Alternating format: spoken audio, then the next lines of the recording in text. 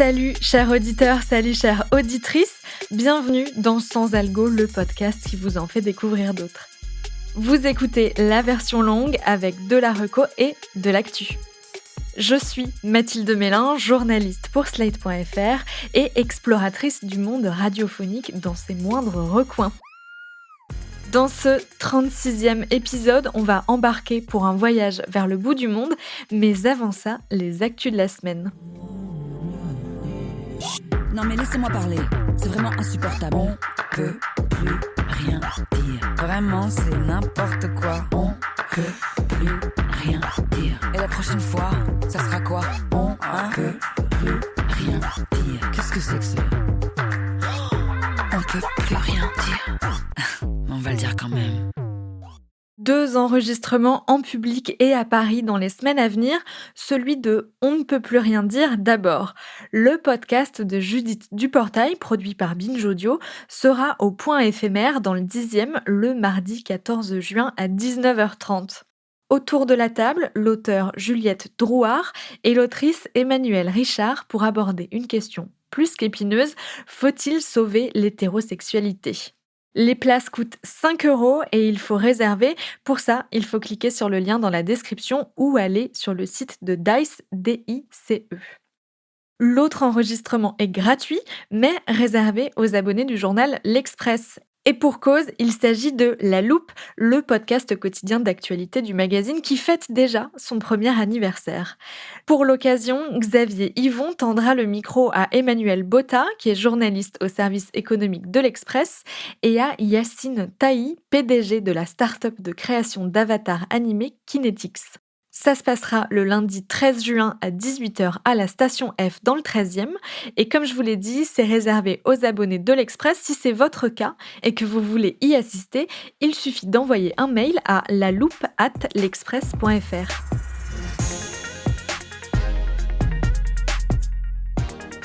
Si vous êtes déjà allé dans un événement lié au podcast, sûrement avez-vous remarqué un petit magazine distribué gratuitement.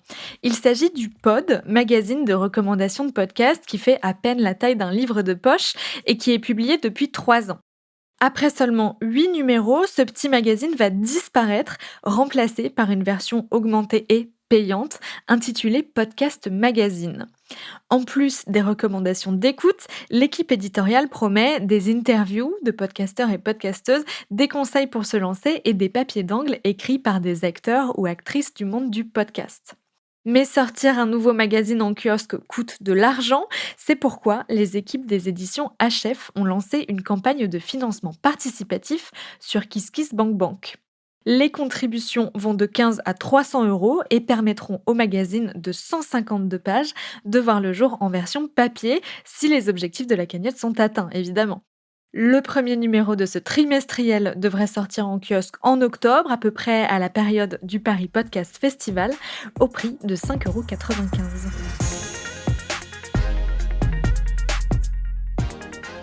La régie publicitaire Acast annonce avoir développé un outil technologique qui permet de faire du ciblage conversationnel, c'est-à-dire d'insérer la bonne pub dans le bon épisode en écoutant de quoi parle l'épisode en question. Par exemple, cet épisode de Sans Algo va parler de voyage, mais Sans Algo n'est pas référencé comme un podcast qui parle de voyage.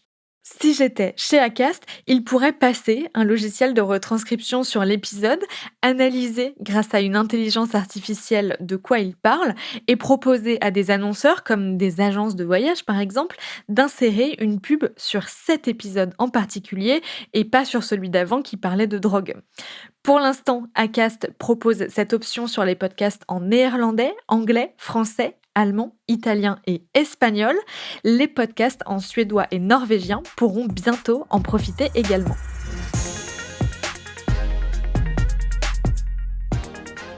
Cette semaine, c'était la 2e édition de la Fête de la radio, un grand événement national pour célébrer le paysage radiophonique français comme il se doit. Je me suis dit que ça pouvait être pas mal de célébrer moi aussi la radio en vous proposant d'écouter ou de réécouter une émission de radio que j'adore. Alors bien évidemment, je vais pas vous présenter l'une des grosses émissions qui caracole en tête des classements de podcasts tous les mois, vous vous en doutez bien. Non, je vais plutôt vous emmener du côté des grilles d'été des radios, qui sont souvent une mine d'or pleine de petites pépites, pourtant vite archivées dès la rentrée de septembre. Je dois avouer que j'ai un faible pour la grille d'été de France Culture, et notamment pour l'une des émissions de 2019 que j'avais adorée. Cette émission, c'est Un été en Antarctique, un documentaire produit par le journaliste Nicolas Martin. Si vous êtes auditeur ou auditrice fidèle de France Culture, ce nom vous dit sûrement quelque chose, puisqu'il est aussi l'animateur de l'émission quotidienne La méthode scientifique pendant la grille normale, si je puis dire. Mais revenons-en à nos moutons.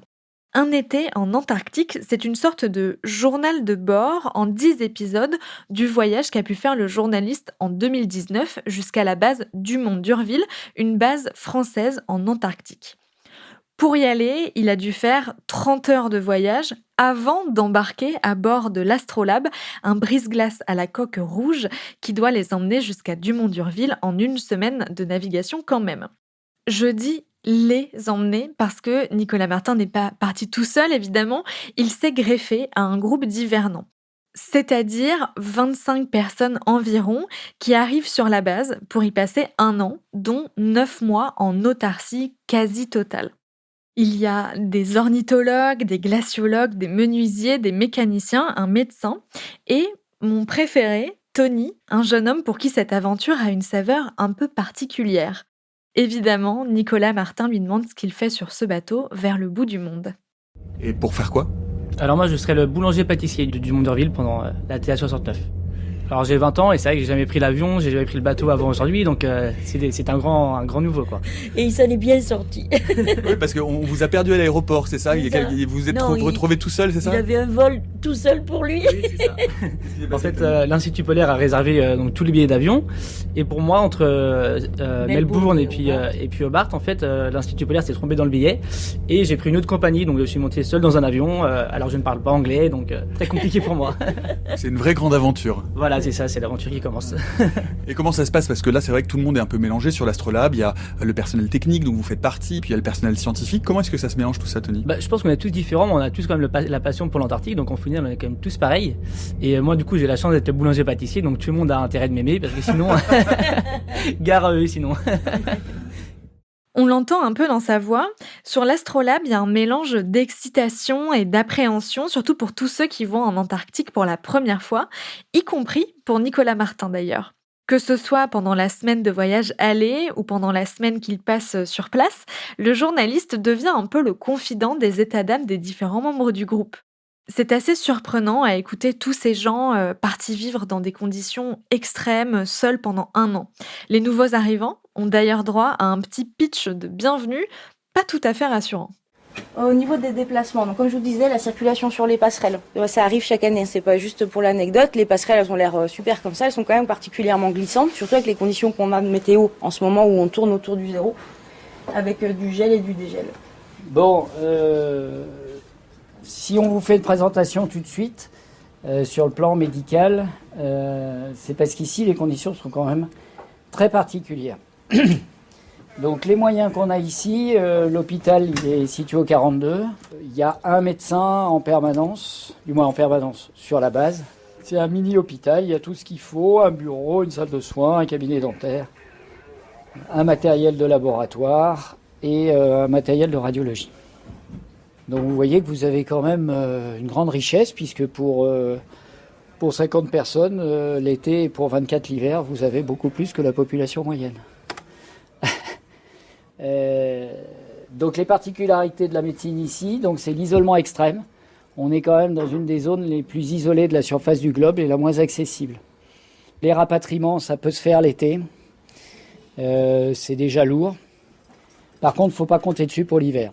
Il faut considérer qu'on est en zone inaccessible l'hiver ici.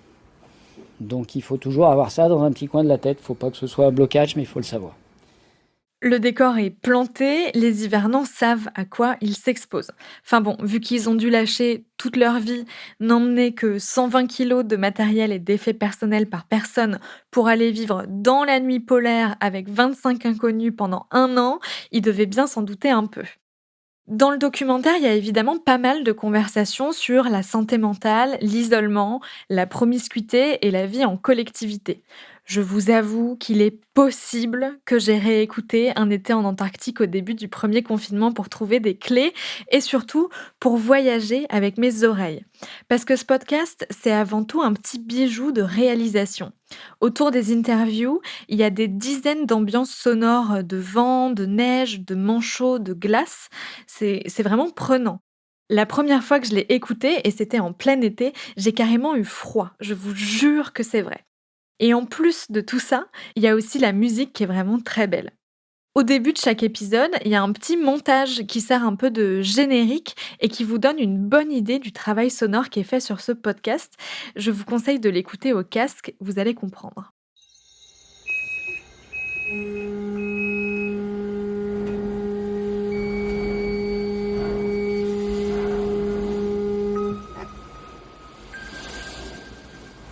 On voit les premiers gros morceaux de glaçons et au loin la banquise toute disloquée, donc le pack de glace quoi. Communication de la passerelle, nous venons de franchir le cercle polaire antarctique. On vient de croiser une baleine, on a vu nos premiers manchots empereurs, nos premiers phoques, sans parler des oiseaux, c'est quand même quelque chose d'assez extraordinaire quoi. Enfin, il n'y a rien de plus qui ressemble à un iceberg qu'un autre iceberg, mais c'est grandiose quoi, de voir tout ça, tous ces manchots là partout, c'est juste incroyable. Quand même, en voyant ça, ça doit quand même aider à vouloir défendre la planète, quoi. Je sais pas, je dirais que j'ai la tête vide là, je suis juste super calme, puis super apaisé. Je sais pas, je me sens tout petit et j'ai un peu froid aux mains. Donc voilà, on est là sur l'île du Lion. Et on va aller sur l'île des Pétrels sur laquelle il y a la base de Dumont d'Urville. Bienvenue, on est content de vous voir. J'ai encore 1000 choses à vous raconter sur ce documentaire que j'adore. Je pourrais vous parler du discours sur l'écologie qu'il porte un peu en sous-texte, du petit sentiment d'être dans un roman de Jules Verne quand on l'écoute, ou de tel ou tel personnage qui est passionnant, mais je vais plutôt vous dire que ça parle aussi beaucoup d'ornithologie et notamment de manchots, qui sont un peu les stars de la base Dumont d'Urville. C'est là-bas, d'ailleurs, qu'ils ont tourné le film La Marche de l'Empereur, mais dans Un été en Antarctique, ce sont les manchots Adélie qui sont les vedettes. C'est une autre race de manchots, mais beaucoup plus petits. Allez, je vous mets un petit extrait de l'épisode sur les manchots et après, promis, j'arrête de tout spoiler. Mardi 11 décembre. Si l'on devait faire un portrait robot des habitants de Dumont d'Urville, on pourrait dire qu'il y en a deux types, en fonction des saisons, ceux qui viennent y passer l'été, les autres l'hiver. En général, ceux qui hivernent sont plus gros, plus robustes que les estivants, et surtout, été comme hiver, ils sont partout. Ce sont eux les vrais maîtres de la base. Entre les bâtiments, sous les bâtiments, des passerelles sont installées pour ne pas les perturber, ils peuplent les amas rocheux par milliers, où que l'on tourne la tête, ils sont là, les manchots. Ce sont eux que l'on voit, eux que l'on entend, et eux que l'on sent avant toute autre chose lorsqu'on pose le pied à terre. L'été, c'est la saison des adélies, qui viennent nicher, alors que les stars de cinéma, les empereurs et leurs poussins, eux, reprennent la mer. Voilà, vous avez une petite idée de ce qu'est Un été en Antarctique, un long documentaire hyper bien réalisé qui mérite vraiment qu'on s'y arrête. Pour en savoir un peu plus sur les coulisses de cette émission, qui a déjà 3 ans, j'ai invité Nicolas Martin au micro de Sans Algo. Bonjour Nicolas Martin. Bonjour Mathilde. Qu'est-ce qui vous a donné envie de voyager jusqu'en Antarctique ? Le point de départ de Un été en Antarctique, c'est une émission de la méthode scientifique sur les banquises et où, en sortie d'émission, je discute avec les invités et je leur dis « mais moi, je rêverais d'aller en Antarctique ». Et l'un des deux invités, qui est de l'Institut polaire, me dit « ah mais vous savez, parfois, il y a des journalistes qui peuvent partir pour faire du reportage, etc. » Et donc, c'est né comme ça. Et donc, du coup, moi, je me suis accroché à cette idée vraiment comme une araignée sur un rocher. Et puis voilà, et puis ça a été rendu possible et du coup, j'ai pu partir faire ce documentaire. Comment ça s'est passé pour proposer le projet à France Culture ? Vous êtes allé voir la direction des programmes et vous leur avez dit « j'ai une idée de programme d'été ». C'est exactement comme ça que ça s'est passé. Je suis allé voir Sandrine Trainer, je lui ai dit « écoute, j'ai une opportunité folle, c'est de partir, de faire une rotation d'1 mois en Antarctique. Ce serait super pour un programme d'été. » Et Sandrine Trainer m'a dit très rapidement « allons-y, c'est parti, on y va ». Vous êtes parti tout seul? Je suis parti tout seul, oui. Alors ça, je suis parti tout seul pour des raisons de place, parce qu'évidemment, les places sont chères sur le bateau, ensuite à Dumont d'Urville. Et donc, j'ai dû partir seul, alors que d'habitude, quand on part en tant que producteur sur du documentaire, on est accompagné évidemment d'un ingé son. Vous, vous présentez une émission, en plateau tous les jours pour France Culture. Refaire du documentaire dans des conditions aussi extrêmes, qu'est-ce que ça voulait dire pour vous et comment ça s'est passé? C'était assez merveilleux. J'avais refait un peu de documentaires différents, très distincts, quelques années avant, puisque j'avais fait la grande traversée sur David Bowie l'année de sa mort, où j'avais pu partir aux États-Unis, en Espagne, rencontrer ces musiciens. Donc c'était voilà, là c'était très différent parce que en fait, si vous voulez, sur place, je suis resté 8 jours à Dumont d'Urville, puisque avant il y avait le voyage, déjà le voyage pour aller jusqu'à Hobart, c'est-à-dire en Tasmanie, au sud de l'Australie, puis les 6 jours de mer de l'Astrolabe pour rejoindre Dumont d'Urville, puis voilà le séjour et ensuite le retour. Donc tout ça, ça prenait évidemment du temps. Et donc sur le bateau, j'ai évidemment commencé à tourner ce que je pouvais. J'ai tourné beaucoup parce que évidemment, quand on part sur ces destinations-là, c'est du one shot. On sait que si on rate quelque chose, c'est fini, on l'aura plus, on peut pas le récupérer derrière. Et en fait, très vite, quand je suis arrivé à Dumont d'Urville, je sortais de ma chambre le matin avec mon enregistreur, avec mon agra. Je commençais à tourner au petit déjeuner et j'arrêtais de tourner à peu près à 23h, parfois plus tard. J'ai vraiment tourné de manière totalement déraisonnable parce que j'avais tellement peur de rater que je voulais tout saisir. Je tournais des ambiances, je faisais des interviews, j'essayais vraiment de capter tout ce que je voyais parce que je voyais beaucoup de choses et que j'en prenais plein la vue et plein les oreilles. Et du coup, pour l'anecdote, je suis revenu avec 46 heures de rush. Ce qui est beaucoup pour que les auditrices et les auditeurs comprennent. Normalement, on tourne, le temps utile, c'est la moitié, un tiers. Et encore. Donc en gros, pour 3 minutes tournées, 1 minute gardée. Voilà, c'est ça. Là, du coup, il y avait 10 fois 30 minutes, donc 5 heures. Et j'ai tourné quasiment 10 fois le temps utile. Et donc vous rentrez avec ces 46 heures, dans votre besace à la maison de la radio. Qu'est-ce qui se passe ensuite? Vous avez travaillé avec un réalisateur, je crois? Avec Yvon Croisier, tout à fait. Vous avez un dérush des 46 heures, vous l'avez fait ensemble? Alors, ce qui s'est passé, c'est que j'avais vu Yvon avant le départ. Il m'avait d'ailleurs donné un certain nombre de conseils de tournage pour faire en sorte d'optimiser finalement ma prise de son. Et en fait, non, ce qui s'est passé, ce qu'on a décidé très vite avec Yvon, c'est de le laisser totalement neutre sur ce que j'avais tourné. C'est-à-dire que c'est lui qui a tout dérushé tout seul. Et ensuite, on s'est vus et on a confronté nos points de vue. Et c'est comme ça que sont nés les épisodes, en fait. Vous n'êtes pas parti avec une trame d'épisode en tête? Non, je ne suis pas du tout parti avec une trame d'épisode en tête. Je me suis vraiment laissé libre de construire en fonction de ce que je trouverais là-bas. Ce que je n'avais pas du tout mis dans mes cases de prévisionnel, c'est les rencontres et tout l'aspect humain finalement de cette aventure. Et puis, comme j'arrivais finalement très peu de temps après la rupture de leur isolement, le micro a cette vertu incroyable de faire en sorte que c'est la première fois que je recueillais finalement des témoignages, je les faisais parler presque à chaud encore de leur expérience. Et puis en fait, d'un seul coup, je suis devenu leur confident et je suis devenu pour eux une première façon finalement de dresser un bilan de cette aventure folle qu'ils venaient de vivre. Et ça, c'était assez inestimable. Vous êtes aussi devenu un membre du groupe, un membre de l'équipe pendant les 3 semaines que vous avez passées avec les 2 différentes équipes. Comment vous avez trouvé, vous, votre posture vis-à-vis d'eux? Parce qu'on ne peut pas garder de la distance quand on est enfermé 3 semaines avec des gens. C'est tout à fait juste.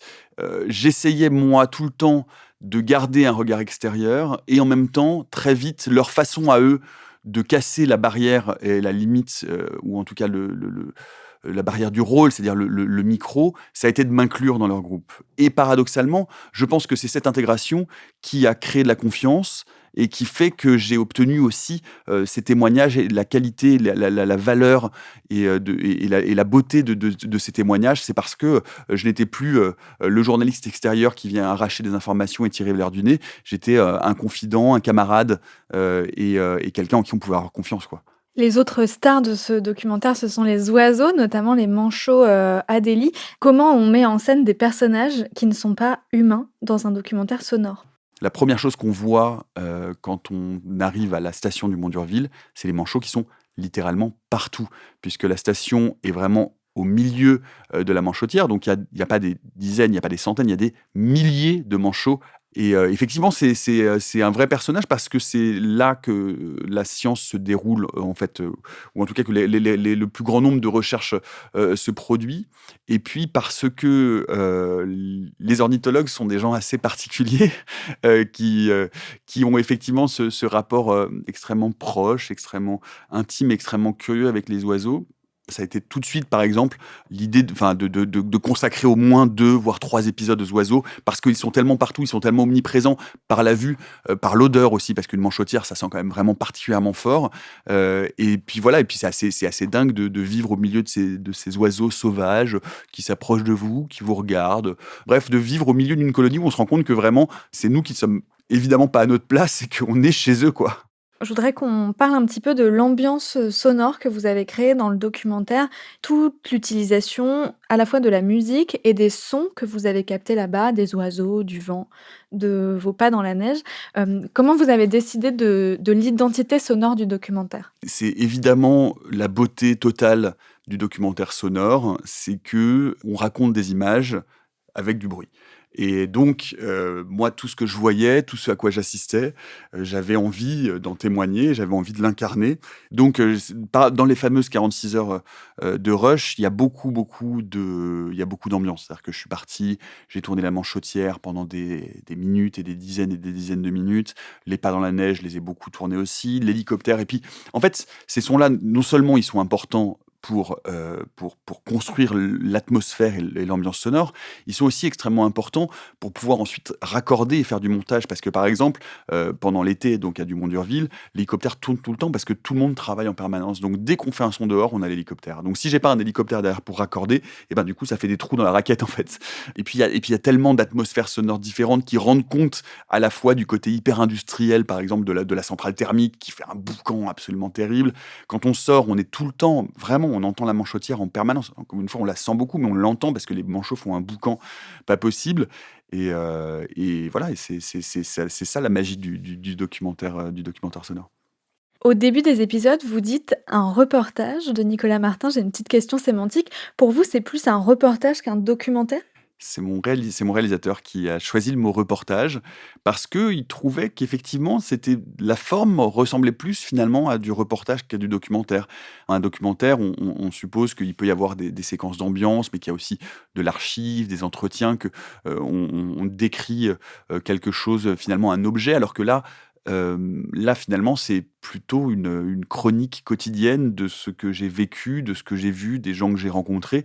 Très chronologique, hein, sur les 10 épisodes, dans l'ensemble, la chronique est vraiment... C'est comme un récit de voyage. En fait, c'était vraiment l'intention, mais ça, c'était l'intention depuis le début, dès qu'on en avait parlé avec Sandrine Trainer. L'idée, c'était vraiment de ce récit de voyage, un peu immersif, où moi j'ai choisi d'être très discret, c'est-à-dire finalement, à part mes petits mots de présentation au début, on m'entend assez peu, je voulais pas commenter les choses, je voulais vraiment que les auditrices et les auditeurs m'accompagnent et entendent un peu en même temps que moi, un peu avec la même naïveté que j'avais pu avoir moi quand j'y étais, quand j'étais sur place. Oui, en fait, la seule voix que vous avez réenregistrée, j'imagine, en rentrant à Paris, c'est ce que moi j'appelle votre journal de bord. Quand vous dites au début de chaque épisode, on est à telle date, on est à tel endroit, voilà de quoi on va parler, c'est ça? C'est ça, et c'est vraiment toujours quelques phrases au début. Parfois, il m'arrive de revenir rapidement dans le cours des épisodes, mais c'est toujours parce qu'il faut présenter quelqu'un et c'est toujours des interventions assez rapides finalement.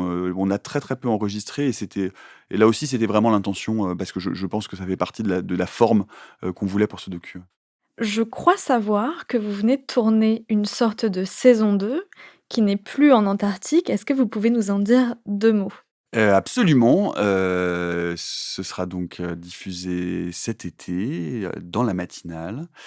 Et on va troquer les glaces de l'Antarctique par les hauts sommets du Chili et on va aller passer l'été à essayer de regarder les étoiles. Merci beaucoup Nicolas Martin. Merci Mathilde. J'espère que ça vous a donné envie d'écouter ou de réécouter Un été en Antarctique. Vous pouvez retrouver la série sur le site ou l'application de Radio France, mais attention, elle a été rediffusée en 2020, mais amputée de 2 épisodes sur 10. Je vous conseille donc de scroller jusqu'en bas de la page pour trouver tous les épisodes avec les dates de publication de l'été 2019. Merci d'avoir écouté cet épisode de Sans Algo.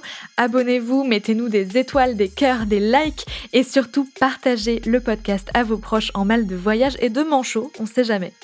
Je vous donne rendez-vous la semaine prochaine pour d'autres recommandations garanties 100% sans algo. Sans Algo est un podcast de Mathilde Mélin, produit et réalisé par Slate.fr sous la direction de Christophe Caron et Benjamin Septem-Ours.